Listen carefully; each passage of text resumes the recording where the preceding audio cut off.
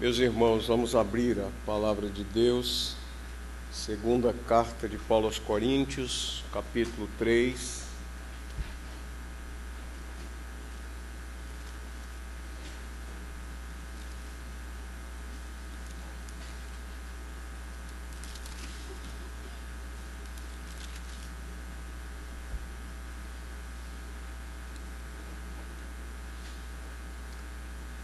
Nós leremos os primeiros 6 versículos desse capítulo. Os que estiveram aqui domingo certamente se lembrarão que eu li até o 3º versículo. Eu vou reler os 3 primeiros e vamos estender até o 6º versículo nessa manhã. São todos bem-vindos à casa do Senhor. Nosso abraço fraterno, especialmente aos que nos visitam. Também a bênção de Deus sobre aqueles que estão cultuando conosco virtualmente, acompanhando pela internet, que a palavra de Deus chegue ao seu coração também. Assim nos diz a palavra de Deus. Após ter dado esse testemunho, graças, porém, a Deus que em Cristo sempre nos conduz em triunfo, após ter falado de sua integridade, de seu compromisso com o Evangelho, com a verdade, verso 17 do capítulo anterior, não estamos como tantos outros mercadejando a palavra de Deus, antes em Cristo é que falamos na presença de Deus com sinceridade e da parte do próprio Deus. Como o coração é enganoso, Paulo faz questão de alertar a si mesmo e a igreja também. Será que estou aqui praticando um alto louvor? E ele então diz: começamos porventura outra vez a recomendar-nos a nós mesmos? Ou temos necessidade, como alguns, de cartas de recomendação para vós outros ou de vós? Vós sois a nossa carta, escrita em nosso coração, conhecida e lida por todos os homens, estando já manifestos como carta de Cristo, produzida pelo nosso ministério, escrita não com tinta, mas pelo Espírito do Deus vivente, não em tábuas de pedra, mas em tábuas de carne, isto é, nos corações. E é por intermédio de Cristo que temos tal confiança em Deus, não que por nós mesmos sejamos capazes de pensar alguma coisa como se partisse de nós. Pelo contrário, a nossa suficiência vem de Deus. Vamos ler juntos, queridos, os versículos 4, 5 e 6. Leamos juntos. E é por intermédio de Cristo que temos tal confiança em Deus, não que por nós mesmos sejamos capazes de pensar alguma coisa como se partisse de nós. Pelo contrário, a nossa suficiência vem de Deus, o qual nos habilitou para sermos ministros de uma nova aliança, não da letra, mas do Espírito, porque a letra mata, mas o Espírito vivifica. Amém. Que o Senhor nos abençoe e ilumine os olhos do nosso coração e nos dê entendimento na sua palavra. Nosso tema desta manhã é a conduta cristã, uma perspectiva bíblica da vida cristã e do ministério cristão. E eu queria começar com uma palavra bastante pertinente do pastor John Piper. E disse: nossa grande necessidade é sermos pessoas cujos deleites são os próprios deleites de Deus. Essa é a nossa grande necessidade. Que os nossos deleites sejam os deleites de Deus. E pela graça de Deus, queridos, o homem que escreveu as palavras que acabamos de ler, o apóstolo Paulo, pela graça de Deus, foi um homem assim. Respirava Cristo, vivia para a glória de Cristo, para agradar a Cristo, importava-se com a vontade do Senhor. com os deleites do Senhor. Era isso que norteava a sua vida. Ele introduz aqui o tema da questão de carta de recomendação. Ainda em nossos dias é comum, quando queremos recomendar uma pessoa, às vezes acontece um membro de uma igreja, de outro estado, e ele nem é conhecido. Então ele traz uma carta de apresentação, uma carta de recomendação da sua igreja, para que a gente seja informado quem é essa pessoa, quem são essas pessoas que estamos recebendo. Nos dias do apóstolo Paulo, as cartas de recomendação eram comuns. Queria só lembrar alguns fatos bíblicos para mostrar apenas esse detalhe, essa realidade. Por exemplo, nós lemos lá em Atos capítulo 9, versos 1 e 2, que o apóstolo Paulo, respirando ameaças de morte contra os discípulos do Senhor, dirigiu-se ao sumo sacerdote e pediu-lhe uma carta de recomendação para que ele fosse a Damasco e assim caçar aqueles que eram do caminho, caso ele encontrasse homens e mulheres, como diz Lucas lá em Atos 9, que eram do caminho, ele pudesse levá-los presos para Jerusalém. Uma carta de recomendação. Nós temos um texto bem interessante lá em Atos também, capítulo 18.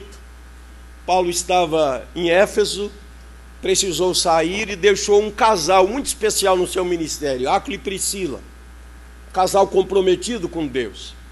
E nesse intervalo chegou Apolo, vindo de Alexandria.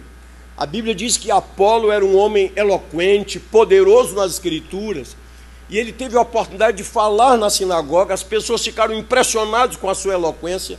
No entanto, ele conhecia a história de Jesus até o batismo de João Batista. E aquele precioso casal acolheu Apolo. E diz o texto de Atos 18 que com mais exatidão eles ensinaram a ele a palavra de Deus, ou seja, fizeram um discipulado com ele. E depois Apolo queria ir para a Acaia, eles então deram carta de recomendação para que ele fosse bem recebido na Acaia. Romanos capítulo 16, Paulo escreve aos romanos e ele recomenda a irmã Febe, que é uma serva de Deus, uma pessoa comprometida com a obra do Senhor, e recebe essa recomendação. 1 aos Coríntios, capítulo 16, o apóstolo Paulo recomenda Timóteo para que a igreja de Corinto o recebesse muito bem. Quando Paulo escreveu a Filemon, ele recomendou o irmão Onésimo, aquele escravo fugitivo, agora convertido ao Senhor. E ele é também recomendado. Então, era muito comum. Agora, adversários do apóstolo Paulo, preste atenção aqui em mim e na palavra, adversários do apóstolo Paulo estavam exigindo dele e induziram a igreja de Corinto a exigir dele uma carta de recomendação. E é exatamente sobre isso que Paulo diz: meus irmãos, será que precisamos outra vez recomendar-nos a nós mesmos? Será que temos necessidade de cartas de recomendação para vós outros ou de vós? Então ele diz: vós sois a nossa carta, escrita em nosso coração, conhecida e lida por todos os homens. Terminei a mensagem domingo passado lembrando esse fato. Os próprios coríntios representavam um testemunho para o apóstolo Paulo. Então é a partir dessas verdades que eu quero chamar sua atenção para alguns pontos importantes aqui da nossa meditação nessa manhã. A conduta cristã, uma perspectiva bíblica da vida cristã e do ministério cristão. Em primeiro lugar, queria destacar que é essencial a aprovação divina. Estamos vendo aqui uma perspectiva cristã, uma perspectiva bíblica da vida cristã e do ministério cristão. Em primeiro lugar, isso é essencial, a aprovação divina. Olhem para o texto mais uma vez, agora versículo 2. Vós sois a nossa carta, ou seja, vocês são a nossa carta. a plantação da igreja em Corinto, a conversão dos coríntios, eram provas vivas e inquestionáveis de que Paulo era um líder aprovado pelo Senhor. Agora preste atenção no texto que diz, escrita em nosso coração. A ideia aqui é de gravação, de impressão. Em outras palavras, Paulo está dizendo, vocês mesmos são a nossa carta escrita em nosso coração. Ou seja, os coríntios, eles representavam a carta de recomendação do apóstolo Paulo. Se os adversários, querendo questionar a sua autenticidade apostólica e a validade do seu ministério, se eles, por um lado, estavam questionando e exigindo uma carta de recomendação, Paulo estava dizendo, essa carta já está escrita no nosso coração. Em outras palavras, tem o selo e tem a aprovação divina. Então isso é essencial na nossa vida cristã, no nosso ministério cristão, a aprovação de Deus. Segundo lugar, nessa perspectiva bíblica de vida cristã e de ministério cristão, nós temos uma outra verdade essencial: o cuidado com a igreja de Deus. A gente percebe, queridos, lendo a carta, o quanto Paulo amou aqueles irmãos de Corinto. E ele deu uma posição de destaque no seu coração para aquela igreja. Acompanhem comigo, por favor, olhem aí capítulo 6, dessa mesma carta, a partir do versículo 11. Vejam. Para vós outros, ó coríntios, abrem-se os nossos lábios e alarga-se nosso coração. Não tendes limites em nós, mas estáis limitados em vossos próprios afetos. Ora, como justa retribuição, falo-vos como a filhos, dilatai-vos também vós. Paulo está dizendo, vocês são pessoas do meu coração, tenho guardado vocês no coração, façam o mesmo. Agora capítulo 8, a partir do verso 16, vejam a linguagem que ele usa. Mas graças a Deus, que pôs no coração de Tito a mesma solicitude por amor de vós, porque atendeu ao nosso apelo e, mostrando-se mais cuidadoso, partiu voluntariamente para vós outros.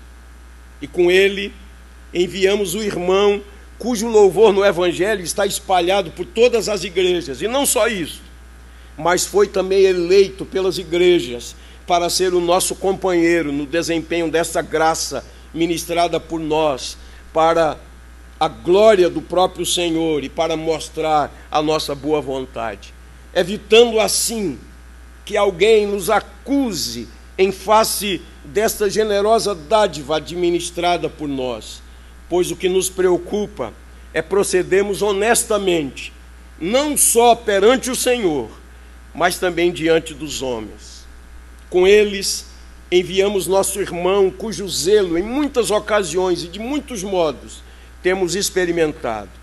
Agora, porém, se mostra ainda mais zeloso pela muita confiança em vós. Quanto a Tito, é meu companheiro, cooperador convosco. Quanto a nossos irmãos, são mensageiros das igrejas e glória de Cristo. Manifestai, pois, perante as igrejas, a prova do vosso amor e da vossa exultação a vosso respeito na presença desses homens. Paulo tinha um amor pela igreja, ele diz, Tito também manifestou esse amor, ele mandou um irmão querido também, e Paulo espera agora da igreja essa mesma manifestação. Ainda no capítulo 9, só para enfatizar o quanto ele amava a igreja. Ora, quanto à assistência, o pastor Cláudio pregou recentemente nesse texto, a favor dos santos, é desnecessário escrever-vos, porque bem reconheço a vossa presteza, da qual me glorio junto aos macedônios, dizendo que a Acaia está preparada desde o ano passado e o vosso zelo tem estimulado a muitíssimos. Isso significa dizer que quem quer que se dispusesse a ouvir Paulo era informado de que Cristo, por meio do Evangelho, efetuara um milagre de conversão entre os coríntios. E Paulo tinha um amor especial por aquela igreja. Se você olhar ainda nessa mesma carta, capítulo 11, versículo 28, não só pela igreja de Corinto, ele está falando aqui nesse capítulo sobre os sofrimentos e muitas tribulações, e o verso 28 diz: além das coisas exteriores, há o que pesa sobre mim diariamente, a preocupação com todas as igrejas. Isso é um exemplo para todos nós. Então, para Paulo, ministério não era profissão. Ministério era envolvimento, compromisso com o Senhor, amor pelos irmãos. E não somente estudando essa carta, mas outras cartas de Paulo, a relação que ele tinha com a igreja. Ele orava pelos irmãos noite e dia. Ele mandava seus companheiros para ajudá-los. Ele, por vezes, se correspondia com eles. Seu coração estava no Senhor e estava na igreja também. Sempre que ele tinha oportunidade, ele falava bem da igreja. A essência do ministério é agradar ao Senhor, ter a aprovação de Deus e cuidar da igreja do Senhor. Cuidar das pessoas que foram compradas pelo sangue de Jesus. Estudando sobre o tema, li uma afirmação muito impactante sobre essa verdade. Serve para nós pastores, presbíteros docentes, presbíteros regentes. Pastor não é aquele que prega a palavra todos os domingos, mas aquele que cuida da sua vida todos os dias. Era esse o cuidado de Paulo. Orava pela igreja, preocupava-se, como diz lá no capítulo 11, além de todos os cuidados exteriores, pesava sobre ele o cuidado com toda a igreja. Aprovação divina, essa é a perspectiva bíblica. Deveríamos estar sempre sendo avaliados pelo crivo divino, a aprovação divina, o cuidado com a igreja do Senhor. E isso, queridos irmãos, diz respeito não apenas aos presbíteros, docentes e regentes, mas na verdade a instrução bíblica coloca sobre todos nós, igreja, essa responsabilidade. É um resgate que a gente precisa fazer. Dia desses um irmão estava compartilhando sobre uma visita feita e o impacto dessa visita, a importância de conhecer o rebanho. E ele estava dizendo isso: nossos encontros dominicais são muito superficiais. Quando muito, nos abraçamos, dependendo do nível de amizade, um sorriso e só. E agora eu digo, às vezes nós estamos no banco da igreja, assentados ao lado de uma pessoa, em angústia, em sofrimento, clamando, esperando um ombro amigo, uma oração, uma palavra de graça, um companheirismo, alguém que ao menos queira ouvir. E às vezes nós estamos levando a vida cristã assim. Nos encontramos rapidamente, nós já saímos do culto correndo, porque a hora urge e temos uma escola dominical. E mal termina a escola dominical, já nos levantamos, ou para buscar as crianças, que é um dever, ou para terminar o almoço, ir para casa. Você já notou, a gente está sempre correndo. E quando a gente chega à noite, é na hora do culto, e com raras exceções, algumas conversas ali no pátio, a gente vai embora, e a gente leva anos e anos e anos e anos sem esse cuidado. O apóstolo Paulo aos Tessalonicenses escreveu, capítulo 5, diversos preceitos, e ele diz assim: agora vos rogamos, irmãos, que acateis com apreço os que trabalham entre vós e que vos presidem no Senhor e vos admoestam, e que os tenhais em amor, em máxima consideração, por causa do trabalho que realizam. Vivei em paz uns com os outros. E ele está falando à igreja. Exortamo-vos também, irmãos, a que admoesteis os insubmissos, consoleis os desanimados, ampareis os fracos e sejais longânimos para com todos. Evitai que alguém retribua a outrem mal por mal, em vez de ficar incitando a desavença, em vez de ficar levando conversa de um para o outro e afastando as pessoas. Evitar que alguém retribua a outro mal por mal. Pelo contrário, segui sempre a paz, segui sempre o bem entre vós e para com todos. Isso é dever do membro da igreja, não é só do presbítero regente, presbítero docente. É dever seu, membro da igreja, esse cuidado. Essa é a perspectiva bíblica. Mas em terceiro e último lugar, pensando na nossa conduta cristã, uma perspectiva bíblica da vida cristã e do ministério cristão, a consciência de que sempre a glória é para Deus. Como o nosso coração é enganoso e usurpador, quantas vezes nosso coração tende a querer receber a glória, os louvores, o reconhecimento, quando na verdade o tempo todo a glória é de Deus. Deve ser para Deus. Olhe para o versículo 3. É evidente que vocês são uma carta de Cristo, entregue por nós, escrita não com tinta, mas com o Espírito de Deus vivo, não em tábuas de pedra, mas em tábuas de corações humanos. O que Paulo está declarando agora é o seguinte: está dizendo, vocês estão exigindo de nós uma carta de recomendação, no entanto, vocês são a nossa carta. Essa carta escrita no nosso coração. Mas como o coração é enganoso, para que ele não fique com a glória, o que ele está dizendo aqui, em outras palavras, é que Cristo é o autor dessa carta. O que ele está dizendo é que não foi ele, Paulo, e sim o Senhor, quem fundou aquela igreja.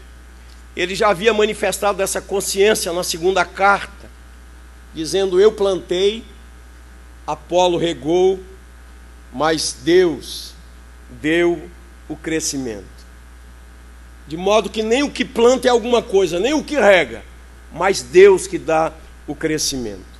Paulo atribui aqui toda a glória, todo o louvor ao Senhor Jesus Cristo. Ele se considera simplesmente um servo de Cristo. Ele proclamou o evangelho em Corinto apenas como um porta-voz de Cristo. Mas quem realizou a obra, quem realizou o milagre, foi o Senhor. A glória não é para ele, a glória é para o Senhor. Há uma palavra atribuída a Paul Washer. Se há uma coisa que a pregação evangélica anda fazendo, é diminuir o tamanho de Deus e ir aumentando o tamanho do homem. Obviamente que ele está falando aqui de um evangelho antropocêntrico. Mas nós poderíamos pegar essa palavra de Paul Washer e dizer que tem existido um evangelho da personalidade humana, um evangelho que coloca o homem no pedestal, um ministério de homens que são seguidos como estrelas, como superstar, o evangelho do sucesso humano. Mas o apóstolo Paulo, queridos, com todos os recursos, todas as condições, todo o conteúdo, ele tem uma consciência muito clara. Essa carta foi escrita não com tinta, mas pelo Espírito do Deus vivo. Ele tem essa consciência. É o Espírito Santo quem realiza a obra. Queridos professores de escola dominical, todo o seu conhecimento, toda a sua habilidade, todos os recursos que você tem, você é apenas um instrumento. É o Senhor quem realiza a obra. Então, a glória do Senhor. Seja qual for o seu ministério, sua atividade, como o nosso coração é enganoso, corrupto, usurpador, como a gente às vezes espera o reconhecimento das pessoas, um tapinha nas costas. A gente tende a ficar frustrado se não houver esse feedback. Mas na verdade, nós deveríamos, dentro de uma perspectiva bíblica, cuidar para que sempre, sempre, sempre o Senhor seja exaltado, o Senhor seja glorificado, o Senhor seja manifestado, que toda a atenção seja dirigida para o Senhor. Não mais eu, mas Cristo vive em mim. O que Paulo está dizendo aqui com essas poucas palavras é que Cristo é o autor da carta. O Espírito Santo é quem é o facilitador da vida. E como ele diz aqui, o Deus vivo, Deus Pai, ele é a fonte da vida. Em outras palavras, ele é o doador da vida. É ele quem remove o coração de pedra e coloca nas pessoas um coração de carne e um novo espírito. O apóstolo Paulo aqui tem um cuidado, é o Espírito de Deus quem o orienta, que com essas palavras talvez ele estivesse promovendo aqui um alto louvor.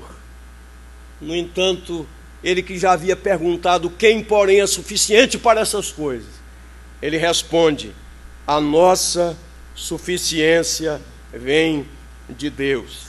Ele não estava dizendo, olhem o que eu tenho feito, mas estava dizendo, em outras palavras, glorifiquem ao Senhor.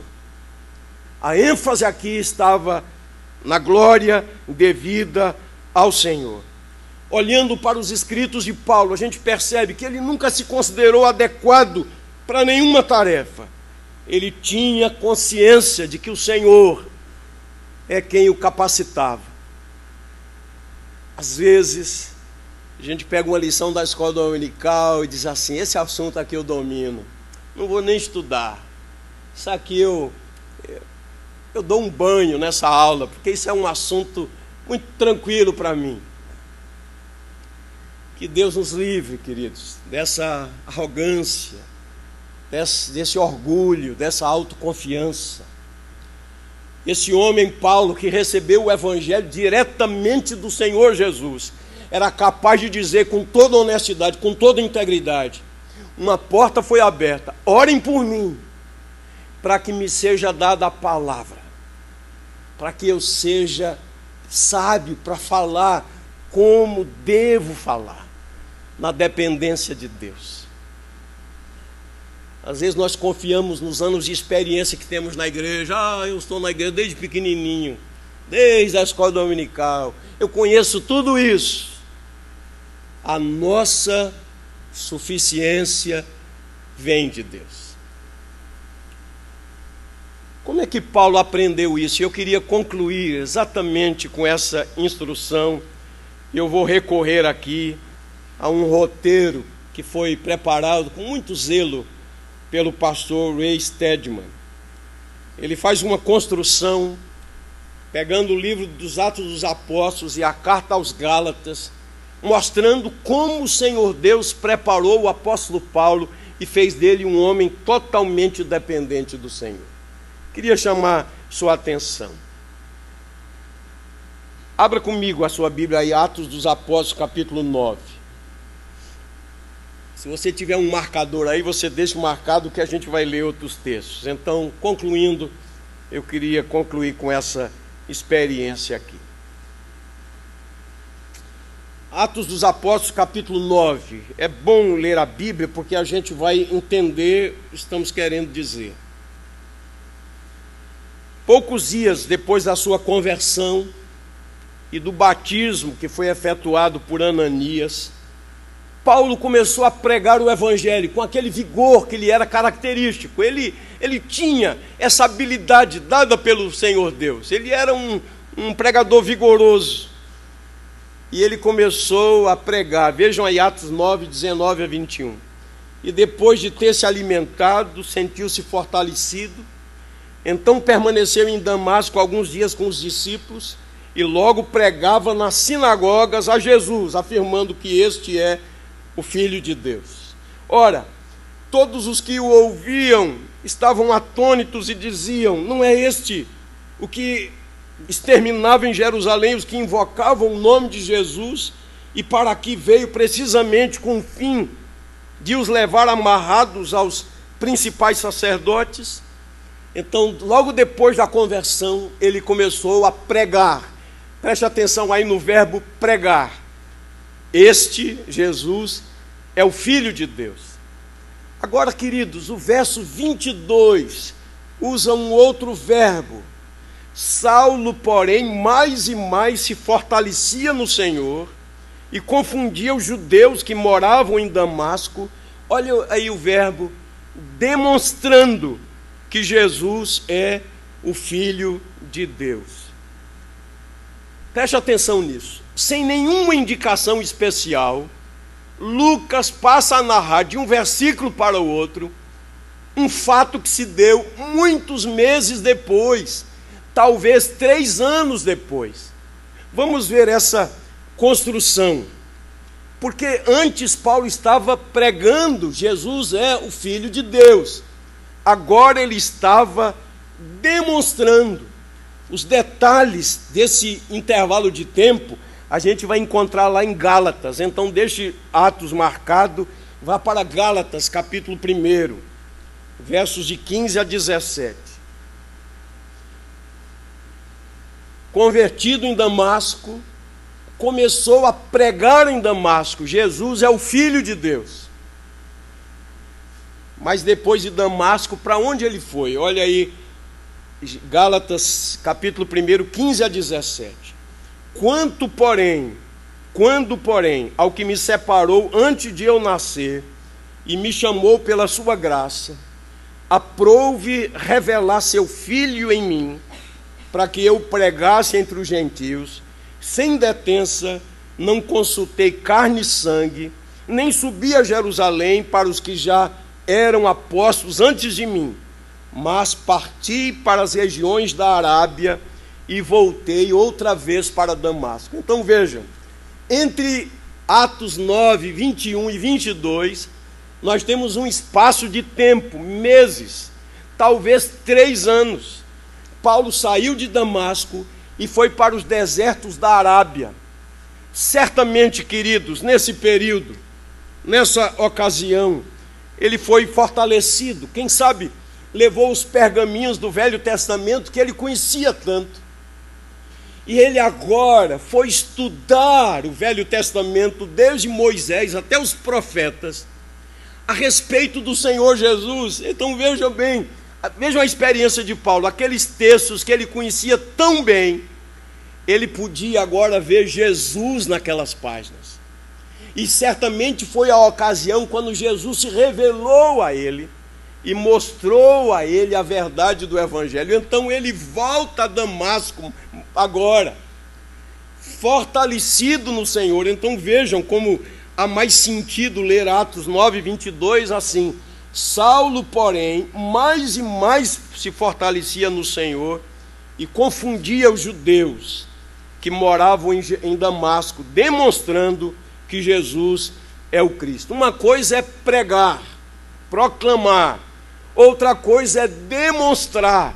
Paulo agora tinha o conteúdo, ele tinha a revelação do Senhor e ele estava agora usando textos. Você imagine ele usando Moisés e os profetas e dizendo e demonstrando agora: Jesus é o Cristo. Mas, queridos, para a tristeza de Paulo, os judeus de Damasco não foram nada receptivos aos seus argumentos, ao seu conteúdo, à sua apaixonada pregação. E lemos, voltando agora a Atos 9, 23 a 25, o que aconteceu. Veja a humilhação pela qual Paulo passou. Decorridos muitos dias, os judeus deliberaram entre si tirar-lhe a vida. Porém, o plano deles chegou ao conhecimento de Saulo. Dia e noite guardavam também as portas para o matarem. Mas os seus discípulos tomaram-no de noite e, colocando-o no cesto, desceram-no pela muralha. Ele foi humilhado. E aí a gente pergunta, para onde ele foi? De Damasco, para onde ele foi? O verso 26 mostra, de Atos 9, que tendo chegado a Jerusalém, procurou juntar-se com os discípulos. Todos, porém, o temiam, não acreditando que ele fosse discípulo. Agora, voltando a Gálatas, capítulo 1, nós temos o apoio do texto de Gálatas para entendermos isso. Então, de Damasco para os desertos da Arábia, fortalecido, ele voltou para Damasco, demonstrando que Jesus era o Cristo. Seu testemunho não foi aceito, ele então foi para Jerusalém.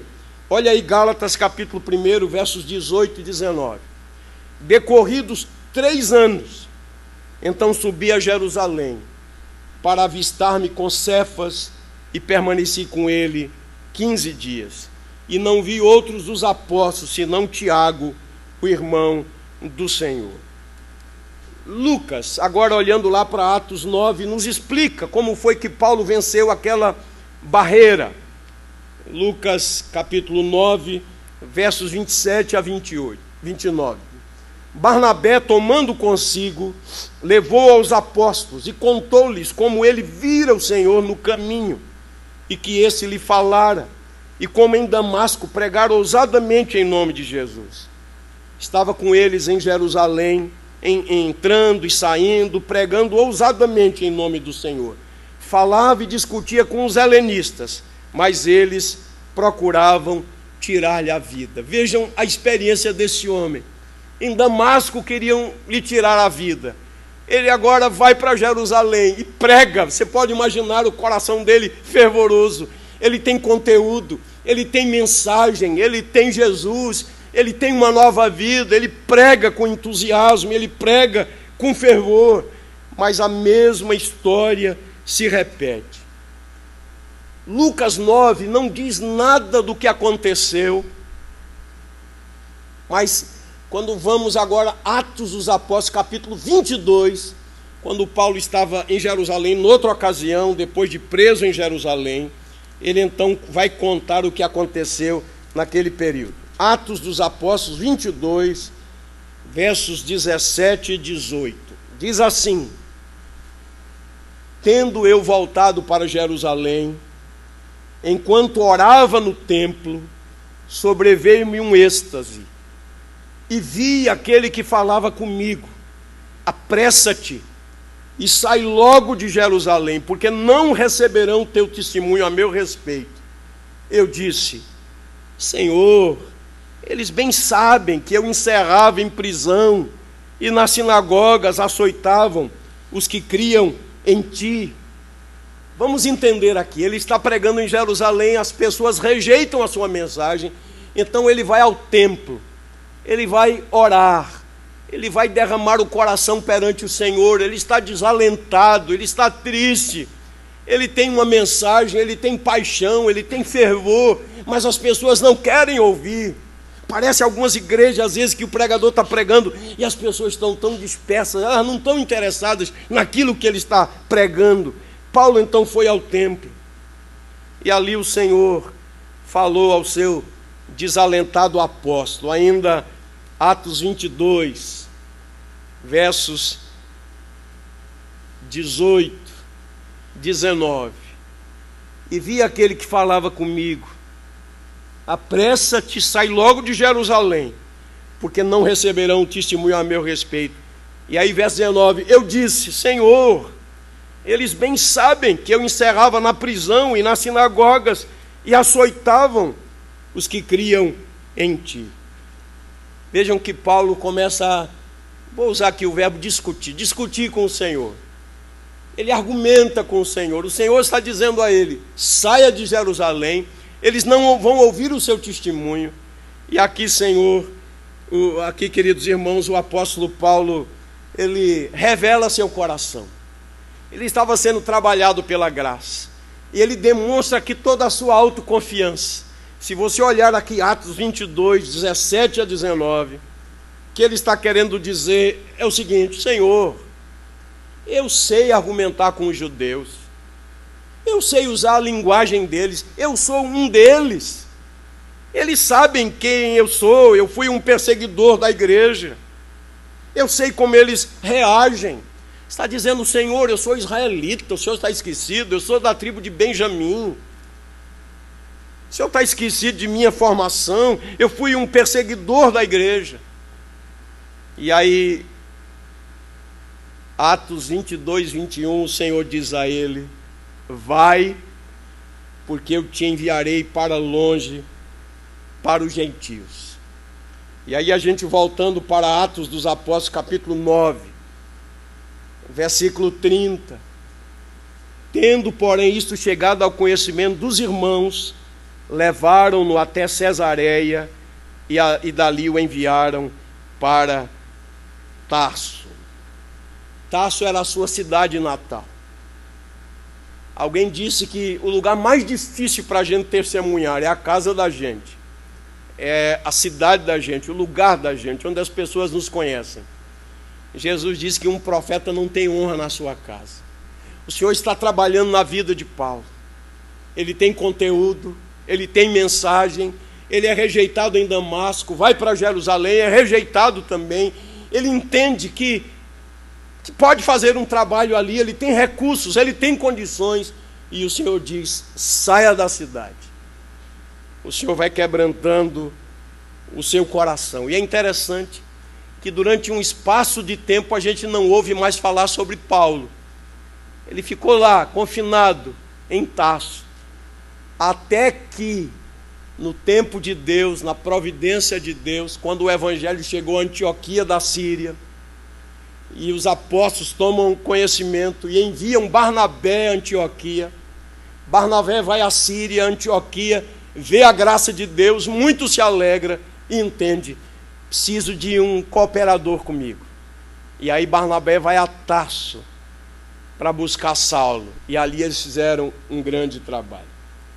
Só para vocês terem uma ideia como aquele incidente lá em Damasco do cesto marcou a vida de Paulo, capítulo 11 de 2 aos Coríntios, a partir do verso 30, ele diz: se tenho de gloriar-me, gloriar-me-ei no que diz respeito à minha fraqueza.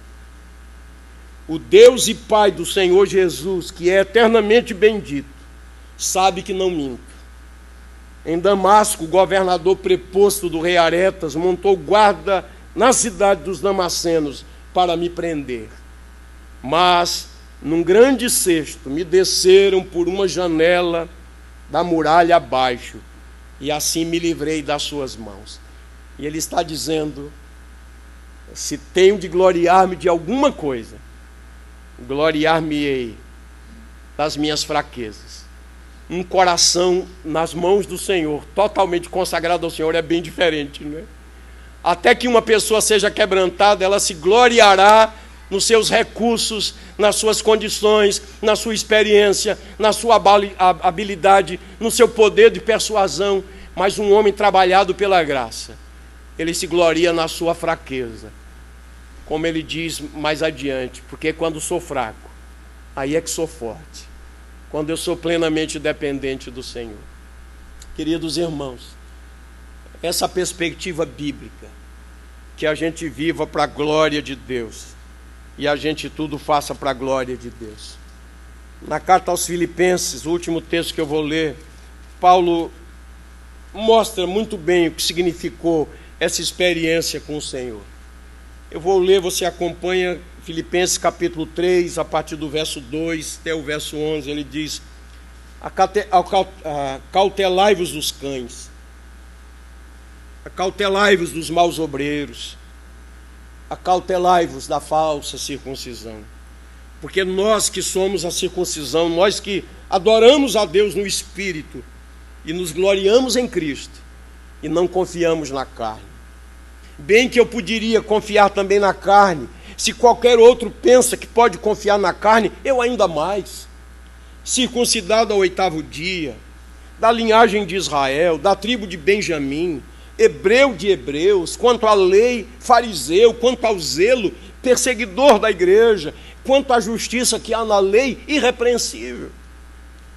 Mas o que para mim era lucro, isso considerei perda por causa de Cristo. Sim, considero tudo como perda por causa da sublimidade do conhecimento de Cristo Jesus, meu Senhor, por amor do qual perdi todas as coisas e as considero como um refúgio para conseguir Cristo e ser achado nele. Não tenho justiça própria que procede da lei, senão a que é mediante a fé em Cristo, e a justiça que procede de Deus, baseada na fé, para o conhecer e o poder da sua ressurreição e a comunhão dos seus sofrimentos, conformando-me com ele na sua morte, para de algum modo alcançar a ressurreição dentre os mortos. Nossa conduta, uma perspectiva bíblica da vida cristã e do ministério cristão. Primeiro, a aprovação de Deus. Quem nos avalia é o Senhor. Segundo, o cuidado com a igreja de Deus.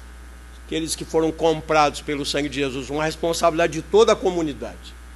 Não apenas dos presbíteros, docentes e regentes, de todos. E a glória de Deus, em todo o tempo, porque a nossa suficiência vem de Deus. Que nossa vida, queridos, seja de fato para agradar a Deus, para honrar a Deus, seja em palavra, seja em ação, que o façamos em nome do Senhor e para a glória do Senhor. Amém. Vamos ficar em pé, pastor Cláudio vai orar, petrar a bênção apostólica. Depois da bênção, os irmãos permaneçam para alguns avisos.